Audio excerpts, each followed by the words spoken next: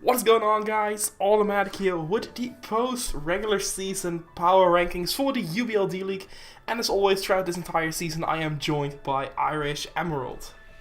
I don't know if it was the entire season, no. You went AWOL once or twice on me, Auto. I was there. Who went skiing? I was there.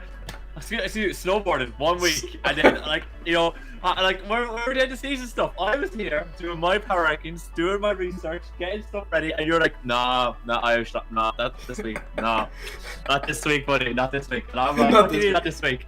I'm about to put all the effort in to do my PRs, and you're not telling me, that's how it is, guys. That's how it is. That's how it is, but anyways, to go a little bit more detail about that, it's kind of the last week for a struggle for us to get done and get everything in time. For you. The struggle mainly for you. Mainly for me in that end. And but we want to still close off the season, so we're gonna do that with a post regular season power rankings. And what we're going to do is we're going to go over all the teams, and we're going to tell them how we feel they played throughout the entire season, and try to give them a little feedback on how to move forward, as this is a D-League.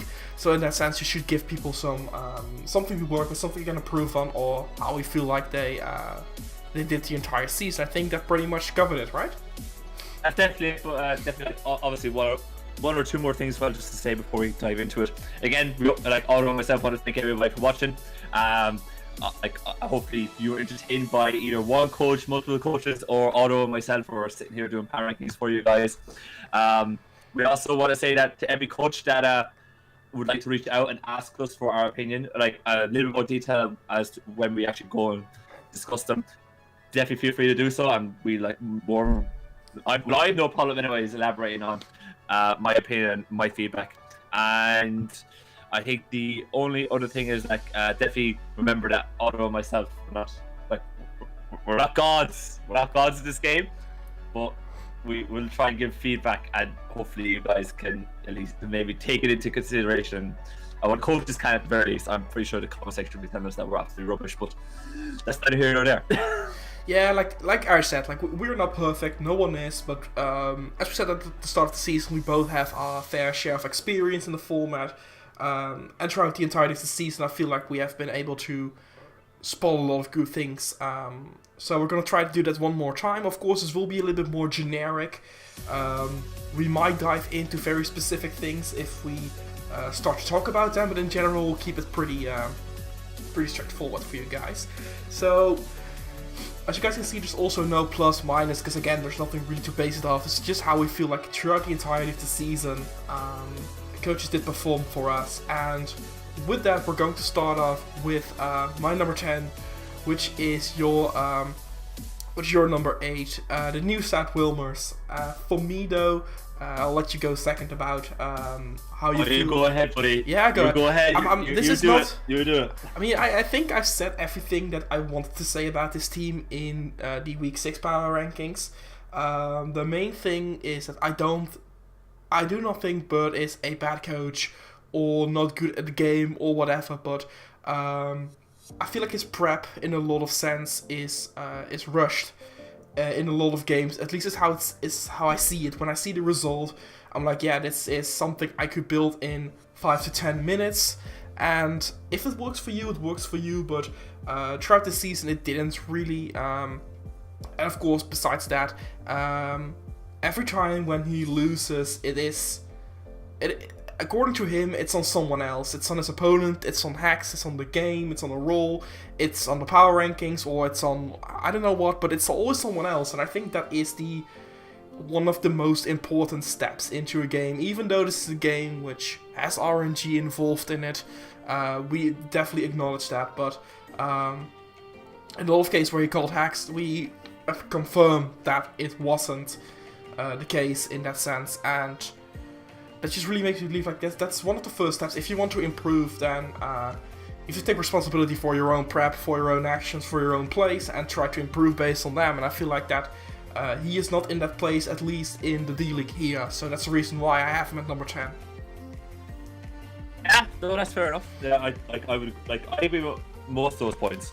To be fair, though, I would. I definitely do think he has come up with some nice things that have worked, and I think that, you know, some stuff that he has bought, like at times he's misused it, and then later on in the season when he has bought it again, he's used it correctly. So I'm like, a bit of improvement there in that when he has like made one or two mistakes, particularly around Darm, that he would go in and like realizing, okay, hold on, I should have saved this maybe for a late game, or I should have saved it for this Pokemon, and then later on in the season he actually uses Darm much more better and much more effectively to win the game for him. So yeah, like he has shown improvement, and his prep started to get a little bit better towards the end of the season. But look, there are several points you made as to why he's low down for both yourself and myself, and that's the reason why. Yeah, because you mentioned the Darmanitan, but also something that I want to go a little bit more in depth in that sense is how long he had a team that was so weak to ground, and he kept misplaying Buzzwole, which was like his only check to ground.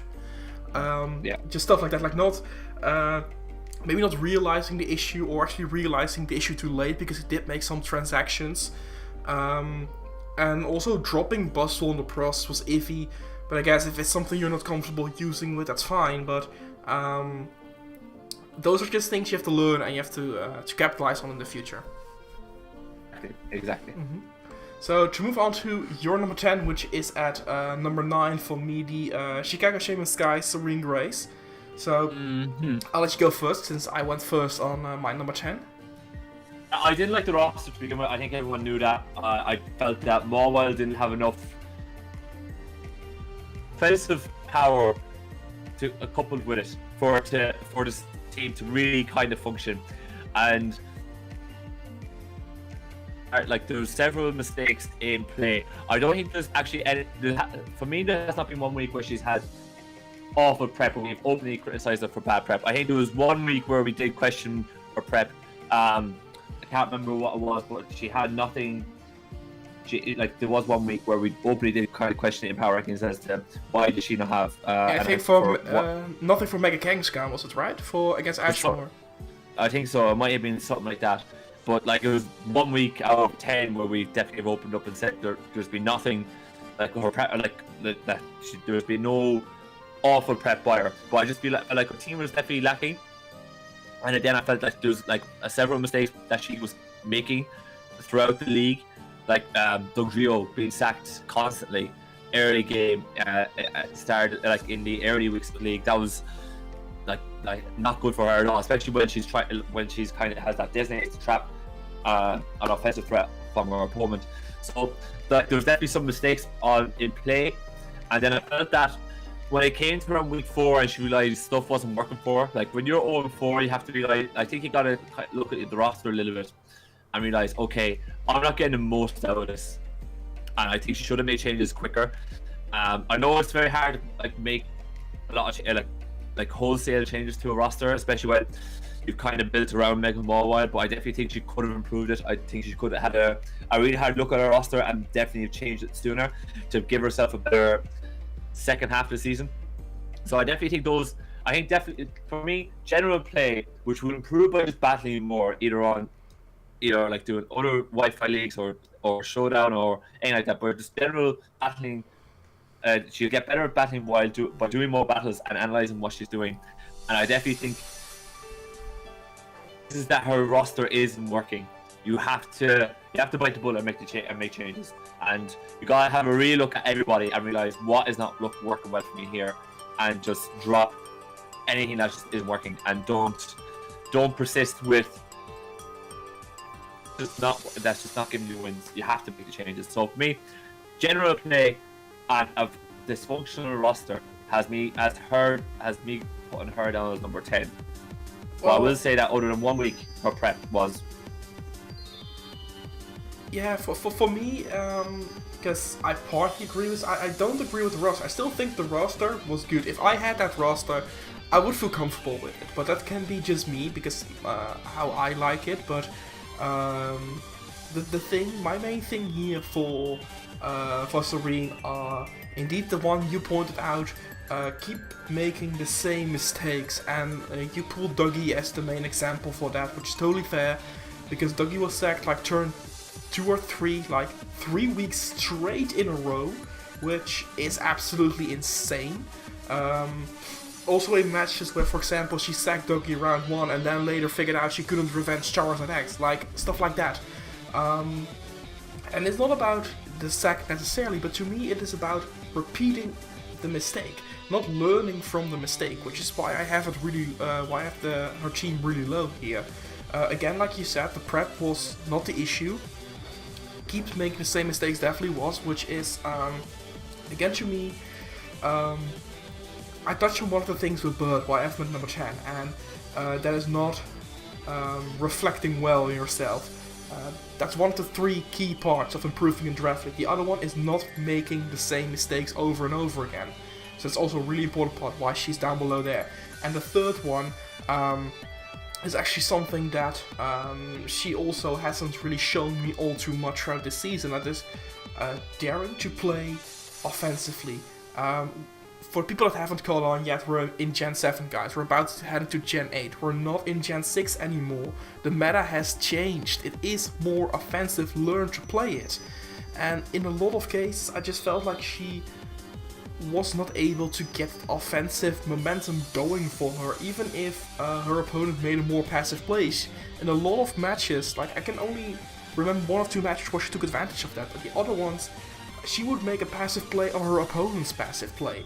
And in this generation, that is just a big no for me, which is also, again, why I have this team relatively low, even though I did like it post-draft. Just don't think she had the offensive, power to do it. I think she was maybe missing a little bit of muscle. No, she had it. There's just a period, there's a Mega Mall, there's a lot of it. There is the power, there's a jolt for momentum. I'm just saying, I think she was just lacking a little bit of muscle, just lacking a little bit of extra oomph. We're not gonna agree on that one. We're not gonna agree on that one. But before we're going to be in a 1-hour argument about that, let's move on to your number 9, my number 8, Jimmy Westside Andy, Artisan Racer wins, which, to be fair, throughout the entire season, I didn't thought there was an occasion where I had the Racer wins higher than you did. Yeah, I normally had it very high. I always had great faith in GB. Always had great faith in GB, because whenever he lost, it didn't seem like a bad L. It just happened. Excludes Conkeldurr. Excluding the Conkeldurr. Thunderous, not Conkeldurr. Yeah, but excluding like the match against Sky, there was never really a bad L for him. So I always had him ranked higher, but for me, like, he was so consistent in losing, not badly. He played really, really well, and he managed to pick up the W. And there might have been 1 or 2 mistakes, but he would have overcame those mistakes in order to win the game. But when you realize, when you're not able to like wrestle momentum off your opponent, get more wins, I feel like that's definitely something you got to look at and figure out. Again, what we touched on, self-reflection, that okay, why am I always stuck in this passive position, or in this position where I'm actually behind in a match against these other coaches? What are they exploiting on my team or in my play for them to do it? And then once he kind of figured that out, I think JB should have and could have definitely had a look at himself and his matches and figured out that okay, there's this thing I constantly do with my prep or my play style, and I'm literally just allowing either too much damage on my mons, or I'm being a little bit too passive with this mon, and I'm constantly giving away momentum. I need to either A, change my style, or B, change that mon set, or C, drop it and pick up something else to be on my roster so as to eliminate that altogether. So I felt like JB could have done a little more self-reflection. I think that's the reason why I kind of haven't soloed down. I thought that when if we're like comparing why he's below Bird, I felt Bird actually did a little bit of self-reflection as the season went on, because he did change how he played Darm, and he did change 1 or 2 things about his playstyle, and he did kind of, despite being salty post-game, he would, like, eventually he kind of got he kind of looked a little bit at himself and realized that there were certain things that he could have done better. I definitely think JB could have done that a lot more, and I think he had a higher ceiling than the bottom three. I think he had a way higher ceiling to actually hit. So that's the reason why I haven't soloed him, because I was a little bit disappointed by how he never reflected and changed his style. Alright, well, I said pretty much from the beginning that I was not a fan of his roster. I immediately said the post-draft, I think it lacked power all over the place. It had some good things going for him, but it dealt with ground types really well. Removal was really good, but the fact he just couldn't break without setup was a huge yikes for me. I know you disagree with that, so it's kind of the two rosters we mostly disagree on. And to me, I still feel like he played more consistent than Sar and Burr here, but I definitely agree with most of your critics here. And like to me, he also showed in a league like this to not be able to get to the top, because I don't think he has been in the playoff race at all, right? Oh, he was. No, he wasn't. He wasn't. Yeah. And again, for me, it's the same with you based already said, so we're not going to go for it again. But I still feel like he had more of a consistent season than the Shaymins and the Whalers. But again, not making any change to the team was definitely a big issue for me. But since you already said everything, let's just move on to the number 7s, which we both share. In the Toronto Tyrantrums, which I had at number 10 for a very long time. And also post-draft, and I will admit, I still don't like the team. I still don't like the roster. Well, I definitely don't, but I have to give the Tyrantrums, or Cynics in this case, props for a few things. One of them being, one thing I said in both the draft stream and post-draft power rankings is please use Mew offensively, don't force it into the defensive role, and he definitely did. Use it offensively a lot and to a decent extent. He could have got more out of it, but the fact he already did it and thought about it, just not just putting it on your team, straight up run like lefties, knock off defense, roost, that's something like that, but just be creative with it, definitely worked out. Again, I feel like he improved throughout the season. He did, of course, he did have some setbacks, but if I compare his start to the finish, or like the later games into the season, he made improvements, but as we also were about to talk about, how can they improve even further? And for me, my main thing with Cynics here is maybe not first to look at get your ceiling higher, but get your bottom less low in that sense. So like, try to get your consistent average game stable, because right now there were some really good games where he really improved and did something with what we said in the power rankings, and then the other week it was just back to the old same. And if you can get that one out, so don't even try to get better, don't get your top better, but get your bottoms less low. That's basically what I think his first priority should be at this point, but he definitely showed progression throughout the D-League in my personal opinion. Most improved player by far, by a long distance in my opinion this season, by a long distance. He was, like, out of every coach, he was the one who improved the most.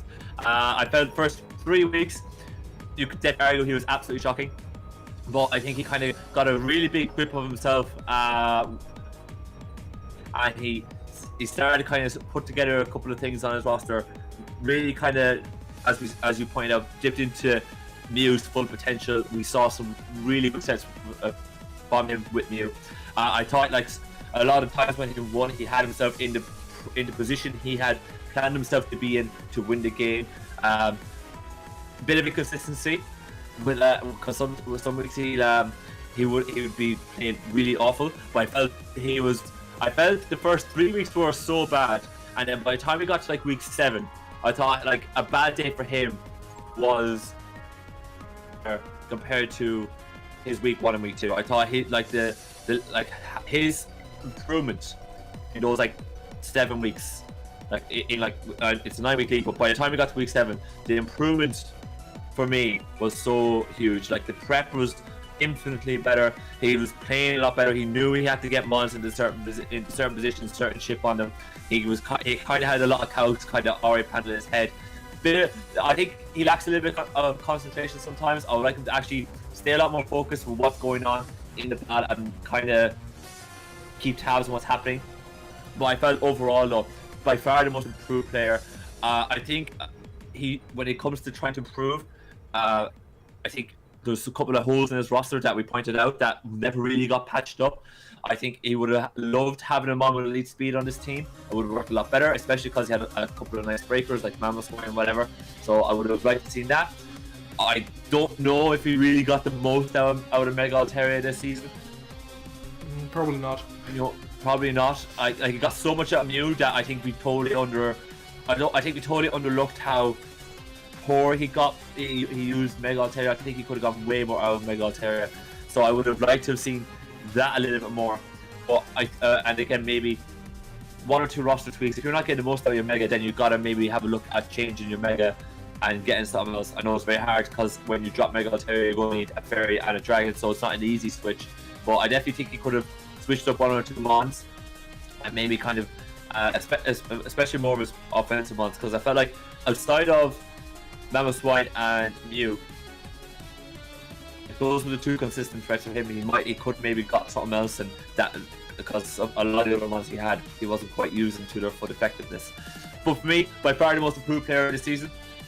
Keep it going, keep battling, keep like look at how you can improve your draft, keep the building going, try and keep that level of consistency up there, because literally the difference between week 1 and the end of the season was huge.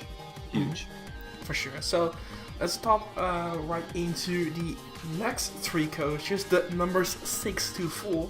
Starting off with, for me, the Toronto Total placing Squid.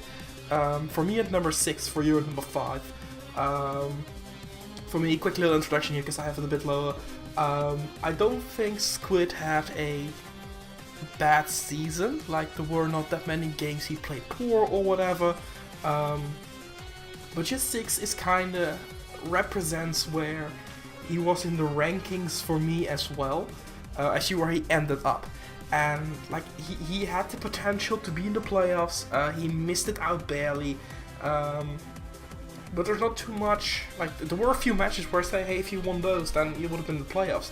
I don't think he did that many other things wrong. His roster was solid, definitely threatening to face, although it wouldn't be my type of draft. But definitely something threatening to face, and he did. His prep was solid, his plays were solid, but we already know by the level of play that Squid is that he's able to play well. To make playoffs, to win leagues, as he won the PGL during this D-League.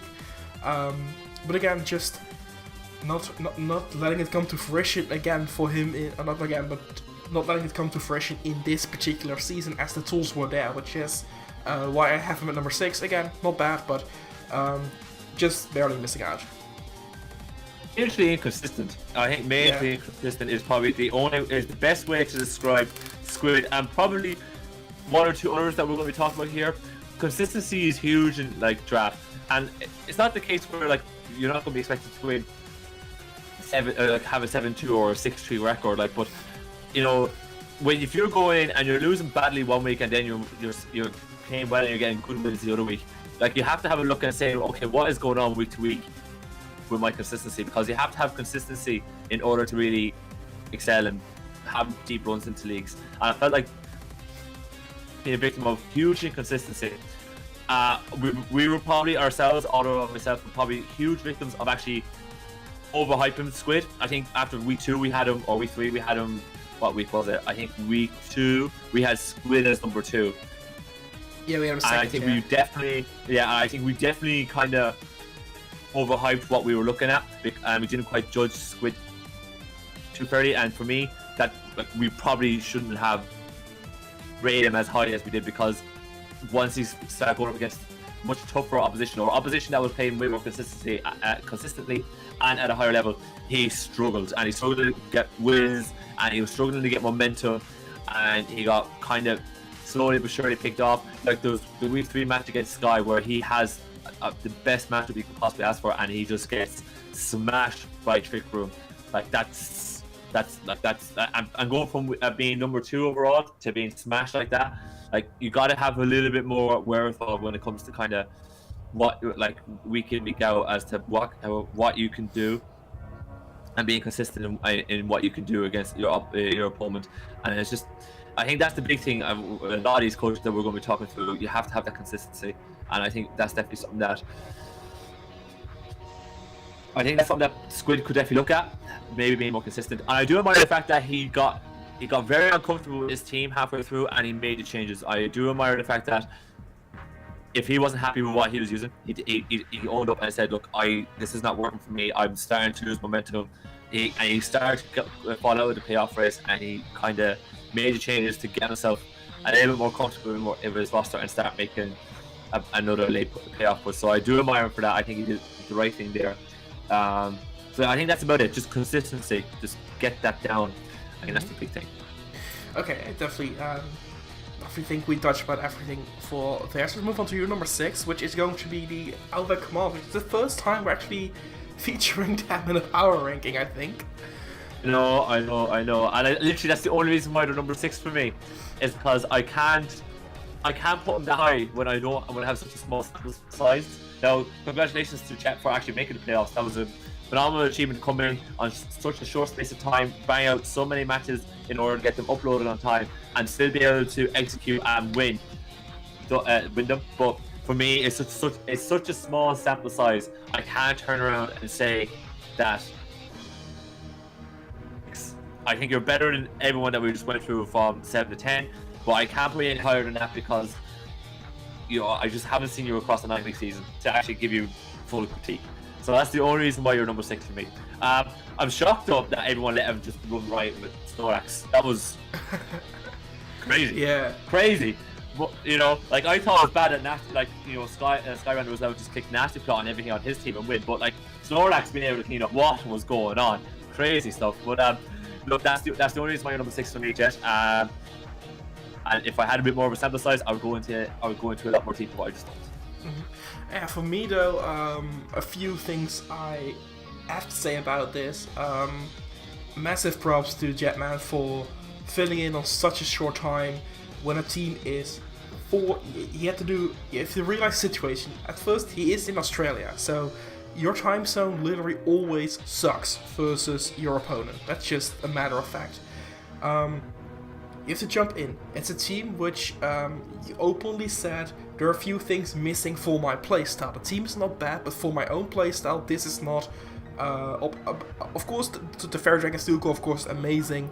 But there were some things which he lacked. Like he said he's more comfortable playing with more speed and whatnot. So you get a roster that doesn't really fit your own playstyle. You are, again, like I said, you're on Australia. You have to catch up games. You have to do 4 games in 2 weeks. Actually 3 in one and 1 in the other one, but considering deadlines and with uploads and whatnot, and you had to upload them all in time and get them done. He managed to do that. He only lost 1 game with them, and he made it into the playoffs. For that kind of performance, he deserves big props in my personal opinion, and also for the other leagues watching here. This is the kind of the type of coach you want, the one that gets his games done consistent and makes promises and actually keeps those promises. Because at first, I'm not gonna lie, I was skeptical about the team getting replaced. At that point, I was like, there's no way someone's gonna catch up. There's no way. And then Chomp actually presented Jetman, and we're like, okay, let's give it an opportunity. If it doesn't work, it doesn't work. And he just kept his word. He did everything he said, and he performed amazingly. He made Snorlax do a lot. As he said, this was the second time he had it, but the first time was a long time ago, so I'm not really sure how much you can account for that. So in my books, even though I have to agree with you, the performance was short, but the performance definitely was amazing and has a lot of potential for me. Oh yeah, definitely. I would like to see more. I would definitely like to see more. For sure, but to finish this list off here, number 4 for you, number 5 for me, the Slovenia Slowbros, and I want to hear from you first actually on this, because you had them dead last at your post-draft. They're here at number 4. I did. Yeah, I remember that. I remember me talking something about. #Irish was wrong in the comment section, guys. I was not wrong about his roster, but I was definitely wrong about how well he could use it. For me, I think Marduk definitely exhibited a lot of skill in how he used what is, and I will die on that mountain. is a rubbish roster, but and he did make changes. I want to point out he made changes after 3 weeks because he knew it was rubbish. But it was just to clarify, just to make sure I don't get roasted. He made changes, and he was right to make the changes. The changes he made did help the roster out, but it did get to the point where in his videos he was kind of prepping with 5 Pokemon most of the time because he was trying to get Mega Minette to do a lot of work for him.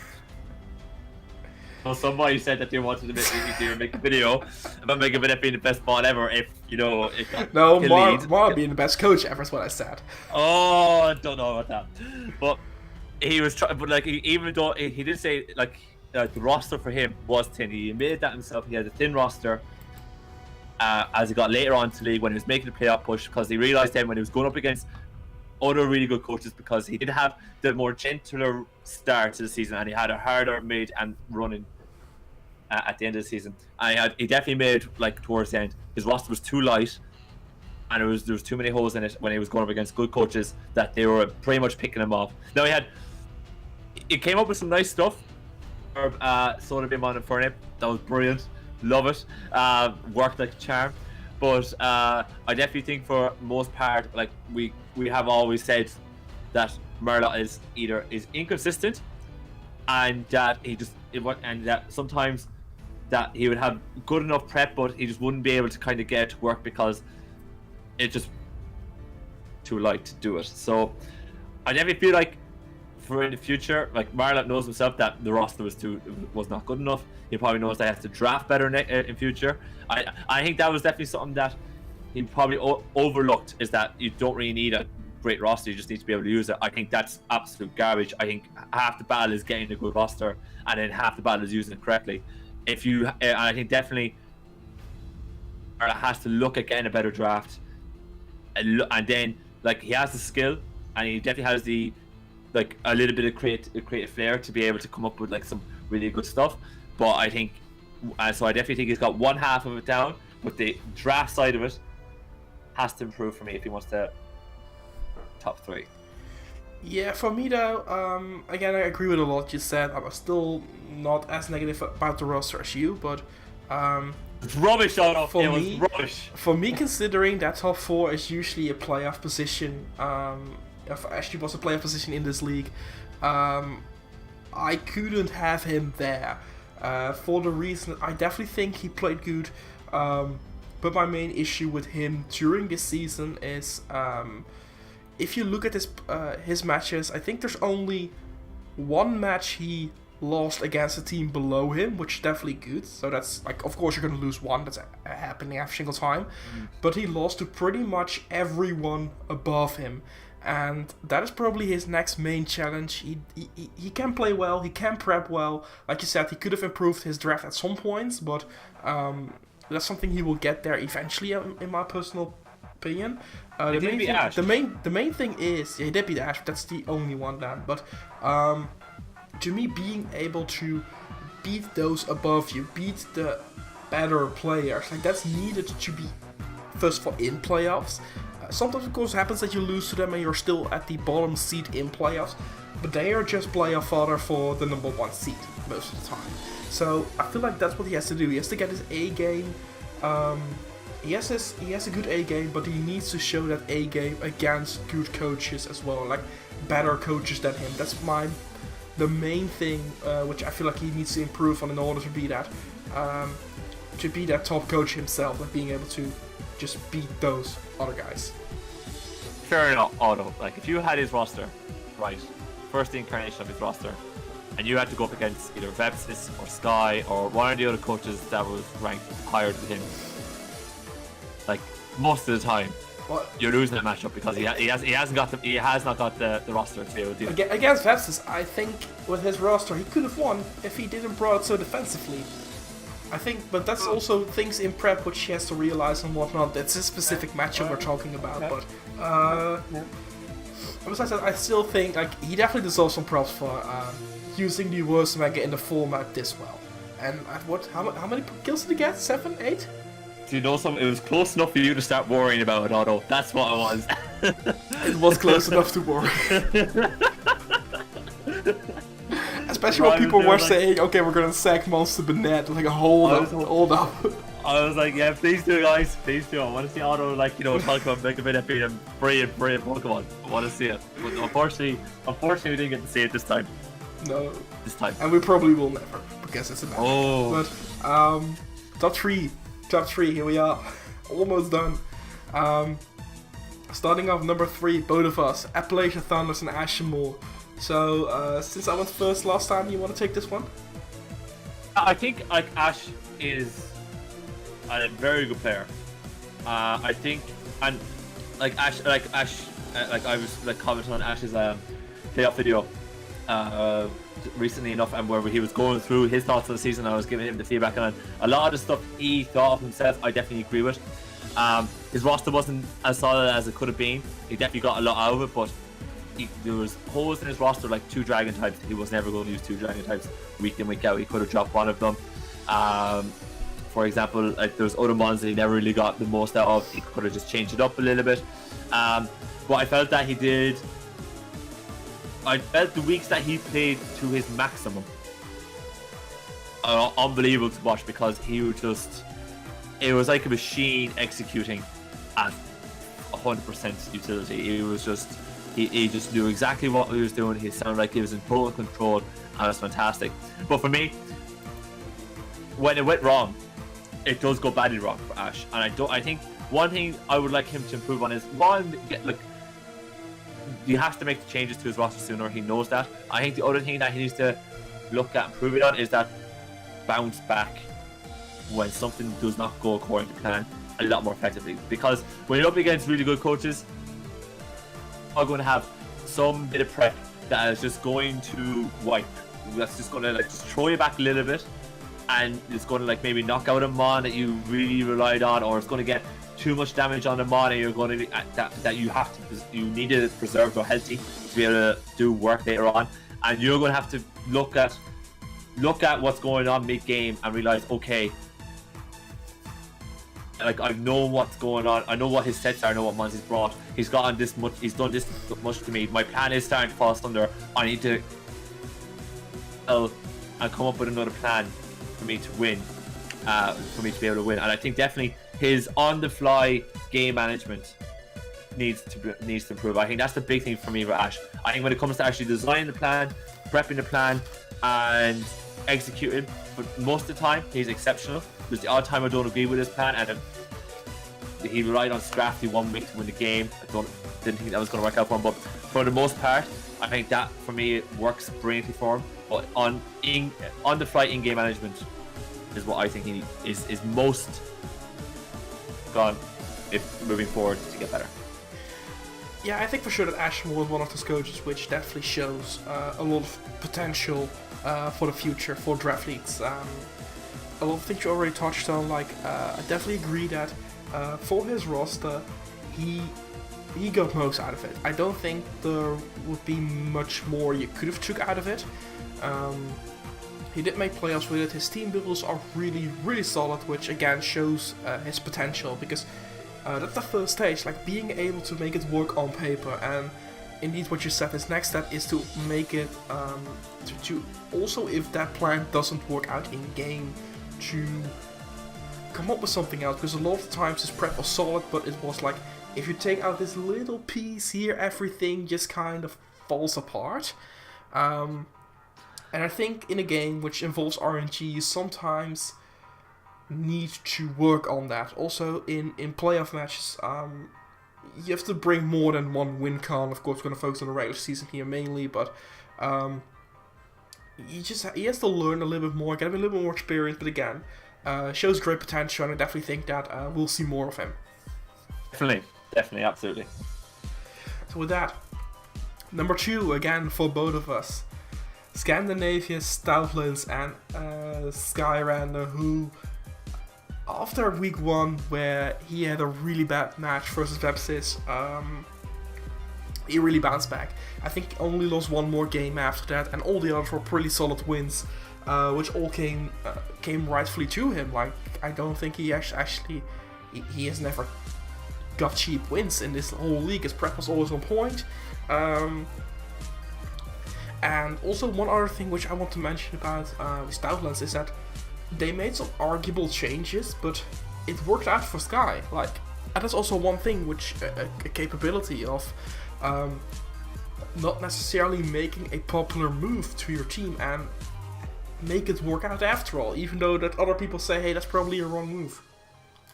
Yeah, definitely. Like most of, like a lot of times when you're actually going to make a move like that, there's always going to be question marks, but you have to be 100% committed and 100% willing to make it work. And once you know, well, if you're comfortable with the money you're picking up, there's very little drawbacks if it fills a hole in your team. Like, yeah, because for context, the model we're talking about is him dropping Greninja mid-season, which a lot of people find weird because Greninja is a very popular model in the draft league community right now. But he was right to do it because it didn't do what it needed to do for him. He was not comfortable with it. He couldn't get everything out of it, so he tried to. He just dropped it and got something which he felt like in his remaining matchups he would get more out of, and that's those kind of moves, those self-awareness is definitely great in this format. Definitely. I just, the reason why I dropped is because, Greninja didn't have Nasty Plot. That was the only reason. That's the reason. Because if it doesn't have Nasty Plot, Sky does not want to know about it. Right? It has to have Nasty Plot. Otherwise, Sky will not draft it. Right, as a special attacker. No way, no how. It's not happening. That's the only reason why I dropped it. I mean, it's a more jokingly explainment, but if a model just doesn't fit you, you have to drop it, and he got everything out of most of his models. I don't think like the thing that he kept on his roster, which didn't really came to fruition, was Zygarde. But again, I think to a certain extent that people had to prep so much for Zygarde that he was able to spot that and then see the weaknesses which the team had after that. So I definitely feel like the presence of Zygarde still had its use for him. It just wasn't as dominating in battle as it can be for other coaches. Yes, definitely. And I think it definitely opened up the door more for his other offensive threats. Yeah, and Sky loved playing Stazzle. Like, we saw the double dance with Stazzle one week. Like, it opened up the door so much for his other offensive threats that it worked for him, and Sky plays a very offensive style, so it worked. Like, that whole worked for him, and I think you can't fault that. I think he got a team that worked for his play style, and he executed brilliantly. I think because we're here talking about like what way he can get better. Like, as a player, I think maybe style. And I think into this was that he needs to be able to like mix up his style, but then if you guys, I won't spoil the like playoff match, but you will see him actually change style mid games in the playoff match, in his playoff match against Ash. I think that's definitely something that I didn't think he had in his locker, but he has, and maybe at times, like, I know he loves playing offensively, but if the matchup calls for him to be defensive, I don't know if he can do it or not. So maybe, something that he might have to improve on is if he has to play defensively, can he do it? Is he able to do it? Has he got the skill set to do it? I don't know. So maybe he has the skills, but he has skills for sure. But is he going to do it right? Is he going to do it good? That's the thing. Is he going to execute it? Because I think he has the skill for it. But speaking of skill, number 1, Helsinki High Dragons of Epsis, or Fat Potato as you Potato. Yeah. It's not me, it's the league. It's the league is calling him the Potato now. That's fact. It's a fact, but to go into a little bit more detail about our Potato here. Number one in power rankings from the start. Number 1 on the rankings from the start. Good draft, even spotted some things he had to change up during the season. Also, making some plays like dropping Mega Lopunny from Mega Gallade because he could get Greninja also from Ash, but or from Sky. But also to see that, hey, the people I'm going to face again in the playoffs, I can surprise them more with my Mega Gallade than I can with rebringing Mega Lopunny. I still have my speeds in Greninja and whatnot. So overall, adapting, solid content as well. I definitely think throughout the season he improved making content, because I don't think before this deal he hit the milestone of 100 videos, which usually the first, we all know it. Like, I'm not sure, how many videos are you at your channel right now? Oh! How many? God, hold on. Oh, it's Jesus. I'm gonna look at the exact number for my own right now as well, because I know what it's around, but I'm not sure what the precise number is.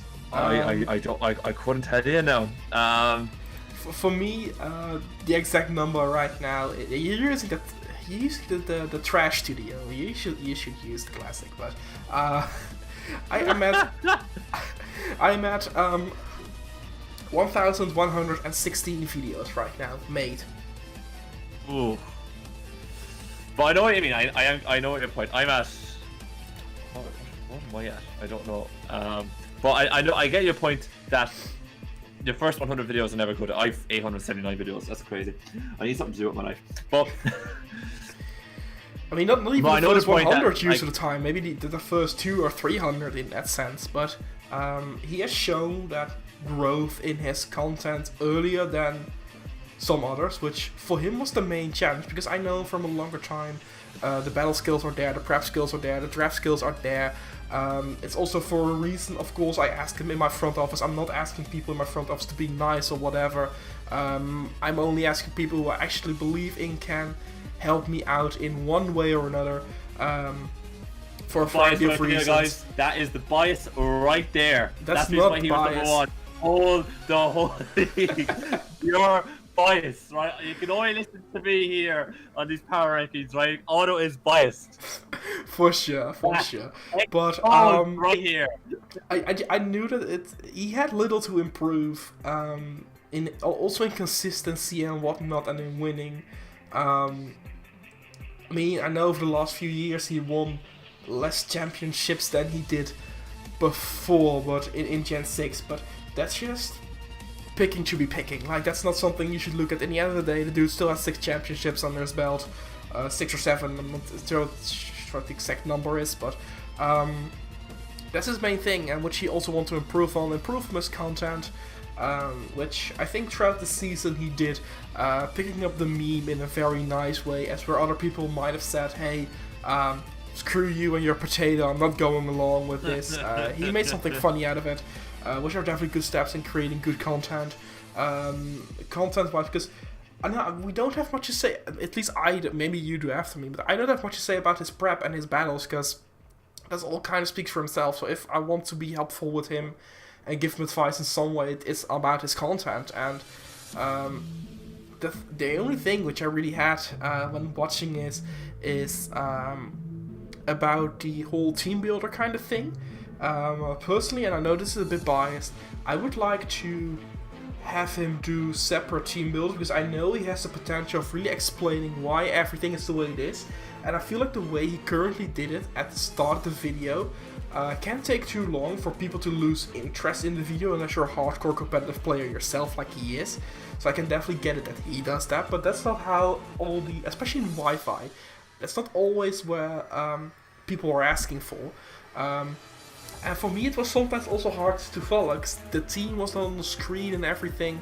So I felt like if you just have a separate team builder video where you go over all the mons easily, have them on screen, have your opponent's full roster on the screen, not only the 6 he or she brought, have your full roster and stuff like that, because he has a lot of good prep. And sometimes you only appreciate it because it comes into play in the game. And I want people to see that his prep is solid all around, also if it doesn't come in fruition into the game, so they can enjoy it in a team builder video, or if that's not the way you want to go, completely fine. But then I would take the approach of the last few videos where you just quickly introduce the team, because now it's a little bit, it's too long for me to be the start of a quick introduction. So that's kind of the thing where it's too detailed for a quick start, and it's not visualized well enough to be a team builder video. That's kind of my only thing which you can improve on at this point. Yeah. I think from a battling perspective, I didn't see anything that like you kind of went over everything there already. That the draft was good, battling was good, prep was good, consistency was there. Made changes when he saw holes in his own roster that probably no one else saw. Was more effective then afterwards. We saw him do various different builds, various different play styles. We saw him bounce back from crits when he had no right to, and still pull off W's. I think the statistic I saw on the screen was 9-0 at plus 34. That's insane. So I think from a batting perspective, there's no improvement I can actually recommend to say, or do anything. I think definitely like overall, like I can't give any recommendation as to what you can improve on. So that's the highest compliment you're going to get off me, anyways, because I can't say anything. Speechless, buddy. I'm speechless. From a content perspective, I enjoy most of it. The only reason why I'm going to content repetitive rather than everybody else is that everyone else has room to grow as a drafting player. Back on what I think about the content, please, again, feel free to ask me. I'm no problem going through with it with you guys. But from a content perspective, I do agree the team builders could have been a bit nicer. He could have had a custom layout on the screen while he went through the teams. I don't mind him going through, like, he definitely put more effort in at the start than he did at the end. I would have preferred it if he kept the effort going. Maybe if he put the sets up on the screen or something of that ilk, it would have been nicer. I enjoyed when he was talking through it. Now, granted, I'm a little bit more competitively minded than others, so I was enjoying listening to him kind of say what was for and what his job was to do. I did enjoy it. So I would have liked him to see put a bit more effort in, a bit more, polished look around the graphic side of it. But look, we're kind of nitpicking here really on Bepsis. The guy went 9-0 plus 34 dip. Yeah. There was next to no holes I can kind of give out about. It was ideal performance. Mm-hmm. Yes. So with that, I think we are through it. But before we're going to head out here, maybe a little bit, since we have now reflected on all the coaches a little bit, reflect on how we like this as analysts, because this was the first time for both of us making videos like this. Well, Otto and you abandoned me at the end of the season, right? I had great fun, but you utterly and totally abandoned me, and I was sitting there with an angry audience asking Irish where are the PRs, and I'm like, let's go talk to Otto about it, guys. It's not my problem. My PR is done, ready to go. I'm ready to roast a few people. And you were it was blatant abandonment. You wouldn't see a child abandoned the way I was abandoned. Right, I tell you that much. It was shocking. But I think overall, though, I really enjoyed the league. We had some really great battles throughout the whole season. Couple of bad battles. We saw amazing prep. I loved some stuff I saw. I loved how some of the coaches that were lower down really kind of pulled their stocks up and tried to get better. Like Sin brought some insane tech with Mew 1 or 2 weeks against Ash, and I was loving it. I thought it was brilliant. I loved some of the matches we saw against some of the higher tier players. Like Ash versus Pepsis for me was probably the game of the regular season. That was such a tightly contested match. It was fantastic. So I definitely thought we got some awesome battles. I can't wait to see how playoffs are gonna finish out. Mm-hmm. Yeah, for sure. To me again, was really fun for the videos that we will hear. It's different. It's definitely different than being a coach myself, which was a good change of mind. I would recommend everyone who feels burnt out of Pokemon or competitive Pokemon in general, try something like this. Pick it up and see if you like it or not, because it was definitely refreshing for me to get my own spirit back up for competitive battling myself. Again, the only thing that people should really not underestimate is the time this takes. I've seen so many people say, hey, I can stop this league and do PRs instead because I have not enough time to prep. That's not how this works. This requires 2 or 3 more times than prep, believe me, guys. The only difference is you have no opponent to schedule with. True. I had to sit down, listen, and watch a bunch of videos, and then critique them all. Yeah, if you want to do them good, because otherwise you're going to be stuck in a situation like, he drafted Pokemon X, Y, and Z, and I don't like X, Y, and Z, so the team is bad. And that's not helpful to anyone. You have to come up with actually reasons why. But that's the only downside to it. And Yes. as well, guys, if you're choking at competitive Pokemon like Auto is, this is definitely the thing that you guys need to What? do. Who's choking? Okay, okay. Alright, okay. I think the other last thing we need to mention is that keep an eye out on what's got for the main league returning. Ish. But we won't reveal that just yet. Let's say summer for now. There will of course be more dates and everything on Twitter and in Discord and whatnot, but keep in mind summer for now. But again, before that happens, there's of course plenty of matches for you guys all to check out. Coach interviews, which are on this channel too, which you should definitely check out so you can learn the coaches a little bit better that actually may play us. And with it, of course, comment section down below. Let us know how you felt about the power rankings, about the D-League, about the coaches in general. Who did you like? What did you like them to do? What sets did you like? All over the season. Just let us know whatever you loved so we can take a look at that as well. And I think that's going to be it for us. That's it. Guys, thank you so much for watching all the season. And hopefully you enjoyed it. For sure. So, of course, like, rating down below, subscribing, everything and whatnot. And we will see you guys back eventually, I guess. So until then, yes. Until then, guys, goodbye.